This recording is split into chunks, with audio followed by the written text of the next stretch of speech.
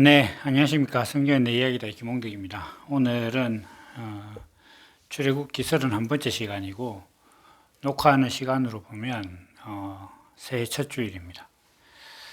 제가 그 블로그에 뭐 간단한 인사 말씀 올렸고 뭐 그간 여러 가지로 뭐 어떤 동영상의 퀄리티를 높이겠다. 그 다음에 뭐 오프라인 모임을 공지하겠다 이런 약속들이 많았는데 잘 지켜지지 않았습니다. 그래서 올해부터는 제 연락처를 블로그에 올려놨으니까 어떤 뭐 이 복음에 대해서 얘기하고 싶으신 분들은 연락을 주시면 뭐 오셔서 만나면 저야 좋고 또 필요하다면 제가 갈 수도 있고 또 이제 뭐 어떤 이 블로그나 유튜브에 있는 내용처럼 성경에 대한 뭐 강의 같은 게 좀 필요하시다면 뭐 강사료는 안 받을 테니까 이제 뭐 연락을 주셔도 좋겠습니다.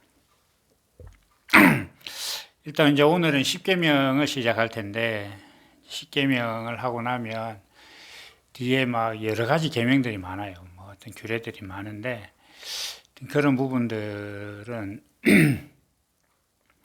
좀 조절해 가면서 그렇게 진행을 하겠습니다. 우선 오늘은 시간이 되면 첫 번째부터 네 번째 계명까지 다 한번 해보도록 하겠습니다. 그런데 그 십계명 뭐 사람들은 아마 쉽게 이야기하면 이렇게 얘기할 겁니다. 계명 하나만 해도 뭐 한 시간 해도 부족하다. 이런 말씀들 가끔씩 하긴 하세요. 그런데 뭐 그것도 크게 틀린 말은 아닙니다만은 생각해 보면 이 십계명은 사실 내용이 너무 명료합니다. 간단 명료해서 우리가 그 취지를 딱 알고 나면 뭐 빨리 이해할 수 있는 그런 내용이고 또 하나 이제 보통 사람들이 그 십계명을 이야기를 할 때 첫 번째에서 네 번째 계명은 하나님과 사람 사이에 지켜야 할 계명이고 그 다음에 다섯 번째부터 열 번째는 사람과 사람 사이에 뭐 지켜야 할 계명이다. 그래서 이거를 수평과 수직으로 그으면 뭐 십자가가 된다. 뭐 이런 얘기도 하고 그랬는데 저는 사실 개인적으로 뭐 그것에 크게 동의하지는 않습니다. 물론 표면적으로는 좀 그렇게 보이긴 하나 결국 이뭐 십계명은 사람이 하나님 앞에서 지켜야 될 계명이라는 그런 관점에서 봐야지 그렇게 뭐 나누어서 볼 건 아닙니다. 왜냐하면 뒤에 가서 그 뭐 부모를 공경하라, 살인하지 말라 이런 모든 것들도 사실은 다 하나님과 관련 있는 내용입니다. 그러면 첫 번째 계명은 우리가 다 아는 대로 나 외에 다른 신을 두지 말라. 그 다음에 두 번째는 우상을 만들지 말아라. 세 번째는 여호와의 이름을 망령되이 일컫지 말아라. 네 번째는 그 안식일을 거룩히 지켜라. 뭐 이렇게 되어 있습니다. 그러면 먼저 이제 첫 번째 계명부터 간략하게 한번 보면 그 사람들은 아주 오래전부터 신이라는 존재를 믿어왔고 뭐 그것에 대해서 논하고 이야기해 왔습니다. 그런데 사실 사람에게 신은 대단하게 이제 대단한 능력을 가지고 있는 존재지만 대부분의 경우는 사람이 신을 설계했어요, 사실은. 그러니까 사람이 형상을 만드는 거죠. 근데 이제 사람한테 신은 어떤 존재냐 이렇게 하면 사람이란 존재는 이제 명확한 한계가 있다 보니까 이 한계 너머에 도움이 필요한 경우가 이제 많이 있습니다. 예를 들면 이제 뭐 좀 약간 치료하기 힘든 병이 걸렸다. 이랬을 때 사람은 이게 현대 의술로 안 되면 하나님께 의지해 보자. 이렇게 얘기를 하잖아요. 그건 뭐냐면 신은 인간의 힘으로 안 되는 것을 할 수 있기 때문에 내가 사람으로서 느끼는 한계 너머에 있는 문제를 해결하는 존재다. 이렇게 이제 좀 인식되고 그런 개념 하에서 사람들은 신을 좀 상상하고 심지어 설계합니다. 그렇다면 여기서 우리가 생각해 봐야 될 건 뭐냐면, 그러면 무엇을 문제로 보느냐에 문제가 있습니다. 그러니까 어떤 것을 사람이 해결할 수 없는 문제로 보고, 또 한편으로 어떤 것이 사람한테 필요한 것인가에 대한 이 문제가 어떤 신을 믿느냐로 직결됩니다. 이게 사실 같은 문제예요. 그래서 바알과 아세라를 믿는다, 풍요와 다산의 신을 믿는다는 것 자체는 내 삶이 풍요롭지 않고 궁핍하다, 이것은 심각한 문제고, 이 문제를 해결하는데 뭐 사회적 구조라든지 내 육신의 역량이라든지 이런 걸로 봤을 때 쉽게 해결 안 된다. 이거는 뭐 신이 돕든지 혁명이 일어나든지 이렇게 생각해야 된다, 사람들이. 그러면 그런 생각을 가진 사람들이 생각하는 신은 어떤 신이냐, 이렇게 하면 사람이 가지고 있는 어떤 불평등의 문제, 내가 가지고 있는 궁핍함의 문제를 해결하는 존재가 신이 되는 거예요. 그 사람한테는 그런 사람들은 뭐 부처를 믿든 알라를 믿든 하나님을 믿든 여호와를 부르든 상관없습니다. 그 사람에게 신은 다 그런 존재예요. 그러니까 자기가 하나님이라고 부른다고 해도 구하는 건 결국 나 좀 이 궁핍을 해결하게 해 주십시오, 이렇게 생각하는 거죠. 그러면 이 사람에게 있어서는 하나님을 믿으나 부처를 믿으나 다 똑같은 거예요. 우리가 종종 교회에서 보면 뭐 불교에 심취했다가 교회로 넘어온 사람이 있다, 뭐 이런 얘기들 하잖아요. 뭐 반대의 경우도 있을 겁니다.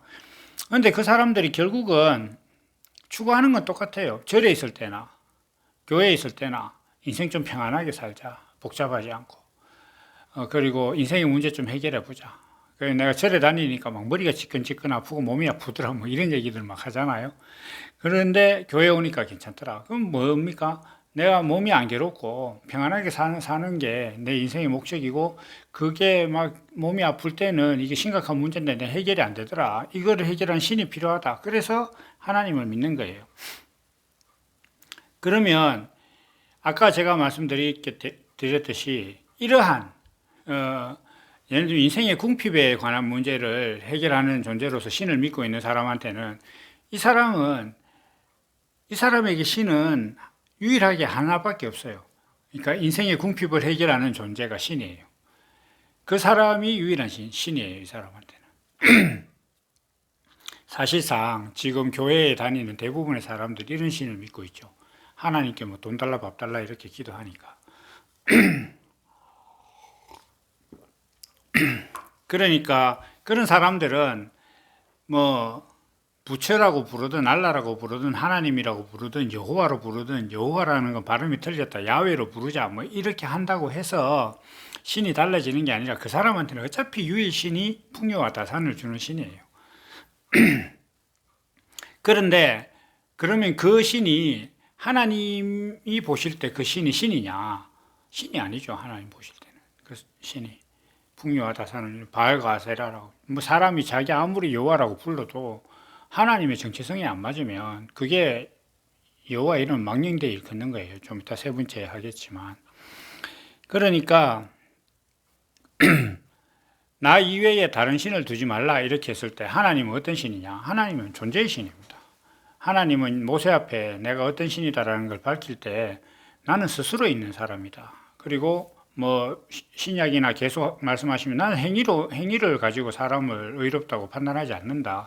나는 사람이 중심을 본다. 다시 본성이 뭐고 존재가 뭐냐 이걸 본다. 그렇게 말씀하셨고, 또 예수님께서는 너희는 나를 누구라 하느냐, 너와 나는 어떤 관계냐, 뭐 이런 문제다. 십계명을 시작할 때도 나는 너를 종된 애굽 땅에서 종된 집에서 애굽의 종된 집에서 건져낸 여호와다. 그게 너와 나의 관계다. 이렇게 이제 지난 시간에 설명을 했지 않습니까? 그러니까 결국 나 이외에 다른 신을 두지 말라 이렇게 하신 말씀은 하나님께 스스로 존재하시는 하나님께 의탁해라 이런 뜻인데, 그건 뭐냐면 너는 너라는 존재의 정체성에 대해서 고민하는 사람이 되라. 너가 누구며 인생은 왜 사는지 이러한 것을 고민하고 그것에 대해서 답을 찾는 존재가 되라. 그러면 이 스스로 존재하시는 하나님, 내가 너를 창조했다고 하는 그 하나님을 이제 만날 것이다. 그렇게 되면 이 사람에게는 하나님만이 유일한 신이에요. 그러니까 아까 돈을 찾는 사람은 어떤 신을 뭐라고 불러도 그 사람에게는 돈을 주는 신밖에 없어요. 그 돈을 주는 존재만이 신이에요. 그 사람에게 유일한 신이듯이 나는 인생을 왜 살고 내 존재의 목적은 뭐냐, 이런 문제의식을 가지면 그것에 대해서 답을 제시하려고 하는 존재만이 그 사람에게 신이에요. 그러니까 그 신은 하나님께서 나는 스스로 존재하는 자고, 나는 너를 창조한 자고, 나는 너를 만들 때 네 인생을 통해서 내 성품을 표현해 주기를 원하는 목적을 갖고 있다. 그것이 너 인생의 목적이다라고 분명히 밝히신 유일한 신이에요. 그러니까 나 이외에 다른 신을 두지 말라, 이렇게 이야기하면서 너는 존재에 대해서 고민하고, 너는 존재의 신이 나를 신으로 믿으라. 그거 뭐냐면 너의 문제의식이 나는 누구며 나는 왜 사느냐에 대한 문제의식을 가지고 있는 사람이 되어야 된다, 이런 뜻으로 말씀을 하신 거죠. 그래서 정리를 해보면 존재의 정체성이 인생에 있어서 가장 핵심적이고 근원적이고 유일한 문제인 사람만이 하나님을 유일한 신으로 만나는 거예요. 하나님한테 뭐 돈 달라, 밥 달라, 뭐 좋은 결혼하게 해달라, 이런 걸 구하는 사람은 여호와 하나님이 유일한 신이 아닙니다. 이제 분지가 잘못됐습니다. 그래서 그것을 정리를 해서 하나님은 내게 창조주가 되고 내 인생의 목적을 가진 존재로서 내가 하나님을 믿고 섬기는 그런 너와 나의 관계가 되자. 이게 이제 십계명의 처음이고, 두 번째는 이제 우상을 만들지 마라, 이렇게 했는데, 우상은 앞서 이야기했는 어떤 그 신이라는 존재, 사람이 자기가 설계하고 개념을 가진 그것에 대해서 사람이 믿음이 없어요. 내가 지금 의지하고 있는 신이 실존하느냐, 뭐 이런 문제를 뭐 과학적, 철학적으로 뭐 증명하려고 하잖아요. 신에 대한 의식이 자기 안에 없습니다. 그러니까 실존이 없어요. 그러니까 그러한 것들을 보완하기 위해서 어떤 형상이나 개념을 만들어 놓고 이것이 신의 무엇이다라고 의지를 하려고 해요. 그러니까 한마디로 신이라는 존재가 내 밖에 있어요. 내 밖에. 내 나라는 자아 밖에 있어서 내 안에 없으니까 내 자아 밖에다가 어떤 형상으로도 만들려고 해요. 그러니까 내 안에 있는 신이라는 개념을 자기 스스로 확신하지 못하니까 바깥에다가 어떤 형상을 만들어 놓고 이게 내가 지금 믿는 신이다, 금송아지다, 뭐 바알이다, 아세라다, 이렇게 만들어 놓고, 뭐 그리스에 가면은 외우기도 힘들 정도로 많은 신을 이렇게 만들어 놓고 섬기는 거 아니에요. 불상을 만들어 놓고 이게 신이다, 이렇게 그렇게 하는 겁니다. 그렇게 했는데 이게 방향성이 보면은 앞서서 말씀드린 것처럼 사람이 자기 안에 있는 신에 대한 개념을 바깥으로 꺼내가지고 그것을 형상화했어요. 방향이 사람에게서 바깥으로 나온 거예요. 그런데 유일하신 하나님과 사람과의 관계는 어떤 관계냐 하면, 사람이란 존재는 유일하신 하나님의 성품을 표현하기 위해서 하나님 속에 있는 것이 표현된 존재가 사람이에요. 그러니까 여호와 하나님과 사람과의 관계는 신 안에 있는 성품이 사람이라는 존재로 형성이 된 거예요. 그런데 사람들이 만드는 우상은 뭐냐 하면 사람 안에 있는 신의 개념이 형상으로 만들어진 거예요. 이게 이제 반대죠.